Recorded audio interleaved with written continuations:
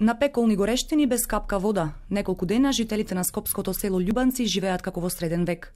Вода полнат во кофи и буриња од околните бунари. Без вода, велат, нема основни услови за живот, хигиена и одржување на домаќинствата. Стравуваат од можни зарази.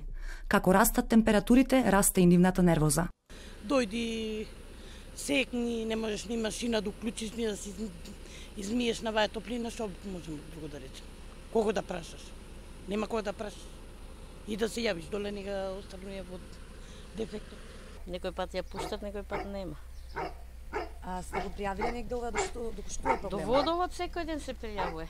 Во местната заедница денеска немаше никој да одговори зошто проблемот со водоснабдувањето на ова село се провлекува со години. Жителите бараат одговорност од локалната власт и од надлежните институции, кои досега неколку пати ја секнале водата поради чистење и хлорирање на резервоарот за вода.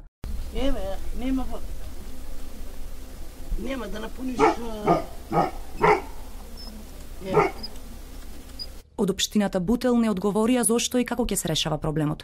Надлежноста ја префрлија на јавното претпријатие, а оттаму пак прв пат слушнаа за проблемот со водоснабдувањето на Љубанци. Најавија дека екипи ќе излезат на терен за да ја утврдат фактичката состојба.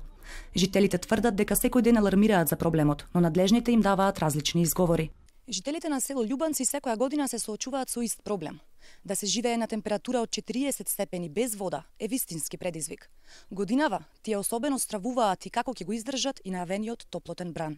Селото Љубанци се наоѓа на јужните падини во подножието на Скопска Црна Гора на надморска височина од 749 метри и е оддалечено околу 20 на километри од центарот на градот.